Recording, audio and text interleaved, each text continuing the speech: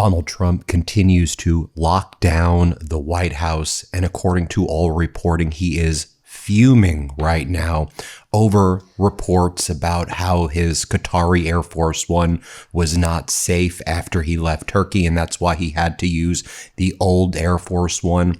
Donald Trump ordered his DOJ and some of his FBI thugs to go to the home of reporters who reported on Donald Trump's fear of flying in the Qatari Air Force One, and they are now under subpoena and have to appear before a criminal grand jury as Donald Trump continues to fume this morning and lock down the White House.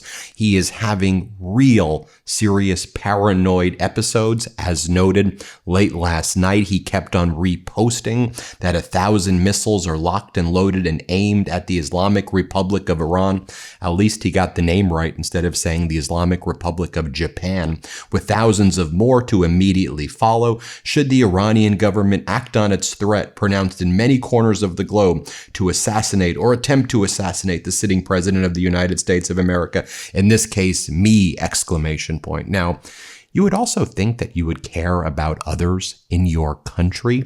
You would think that you would care about your family as well. But for Donald Trump, it's me, me, me. And here's what he posted moments ago.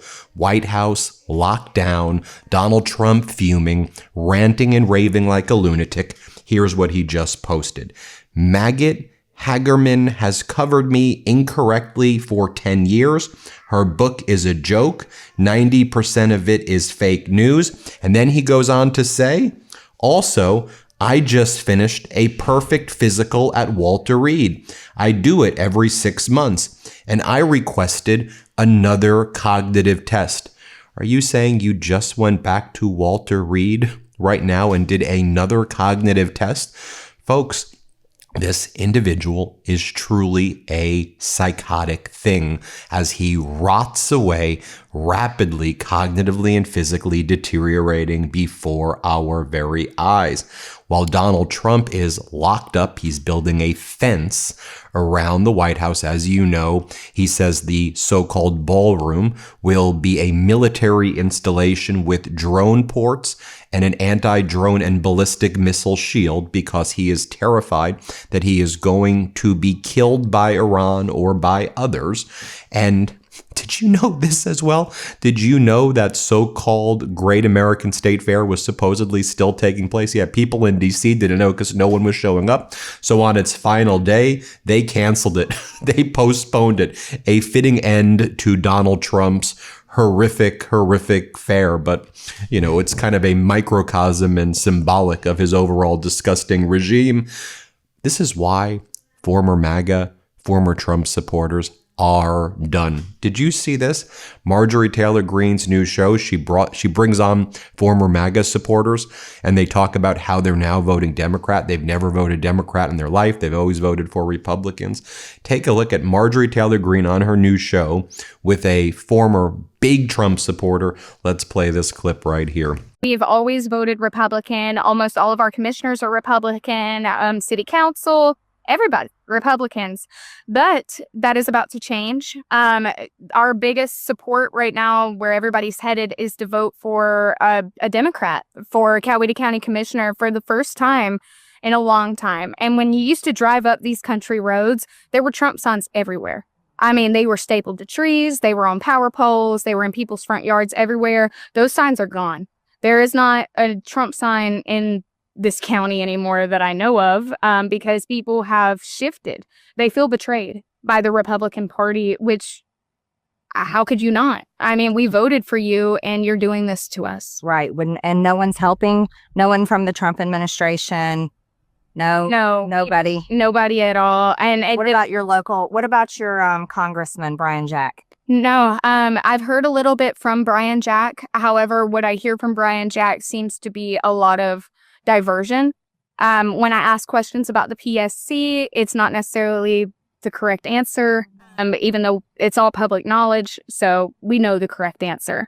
Mm-hmm. It's no real responsibility is being taken by anybody in our local government, even all the way up to Congress. Mm-hmm. We've had people from other districts come out here and apologize to us, but not our own District 3 Congressman Brian Jack.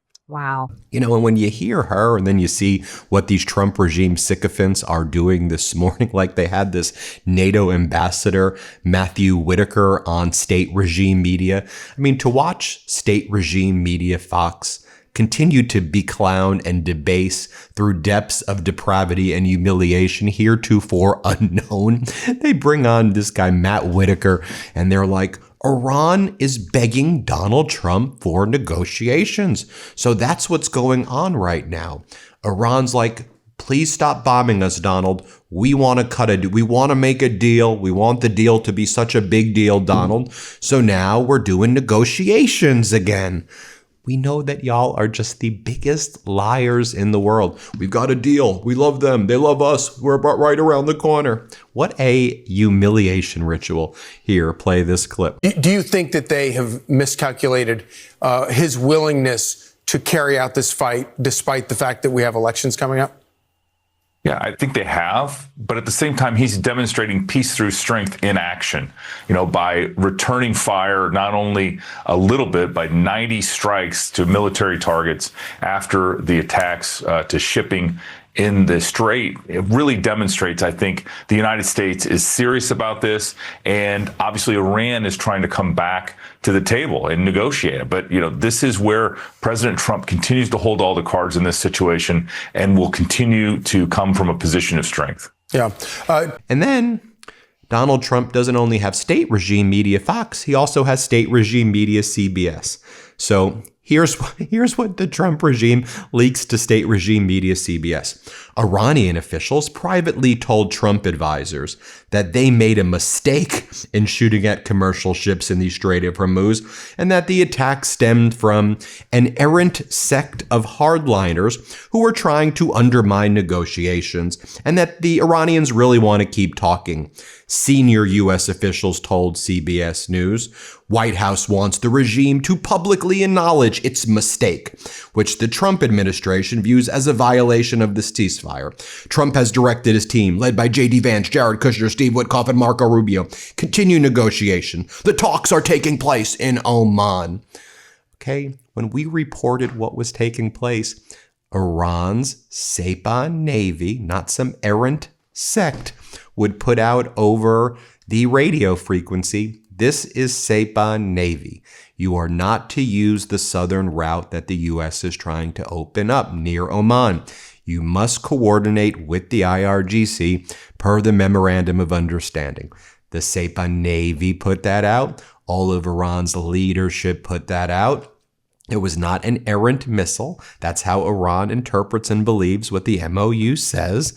And Iran made good on its threats. And after it struck the ships, it said, we warned you and you disobeyed our orders. Any ship that does it, this is what's going to happen. Now the ships are mostly going through the Iran route. And that's the reality. I mean, senior U.S. officials, that they create this fan fiction that just doesn't exist. Well, I will read to you Ayatollah Khamenei's statement this morning about revenge. This is from the Ayatollah himself this morning.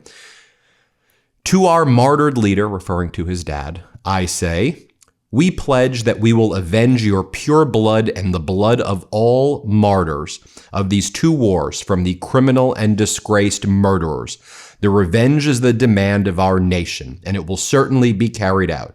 These criminals, whose names are known from the top to bottom, will carry to their graves the unfulfilled hope of a peaceful death in their own beds.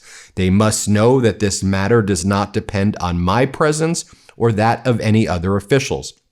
Whether we are here or not, this will be accomplished, and soon individuals from among the freedom-loving people across the world will each carry out their part of this divine mission.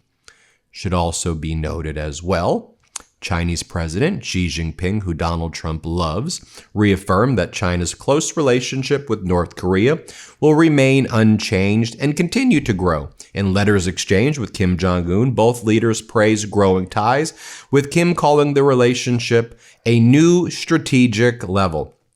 Lastly, I want to leave you with the following. Ro Khanna, friend of mine, Democratic Congress member, Here's what he posted that just happened to him on his way to Palestine. Israeli settlers brandishing American-made M4s detained me and other Americans on my trip to Palestine. When the IDF arrived, they sided with the settlers and continued our detention. They made a huge mistake. You will be hearing more soon. And here's what Congressmember Khanna says just went down. Let's play it. I saw the arrogance in the eyes of those settlers, 21 and 22-year-olds with guns, laughing that they had detained us.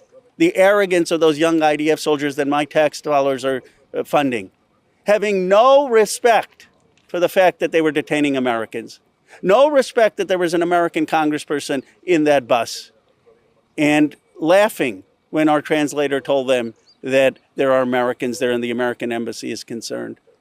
It is the arrogance of power, of a power that has had no accountability, total impunity, and has created a toxic culture of oppression. Finally, Marco Rubio, Donald Trump's Secretary of State, put out the following statement just now.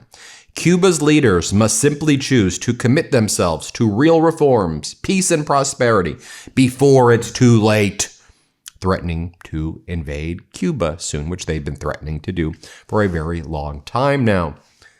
Thanks for watching. Hit subscribe. Let's get to 7 million subscribers. We appreciate you. New Meidas merch drop! Check out the latest pro-democracy sticker packs, t-shirts, hats, sweatshirts, and more. All at store.MeidasTouch.com.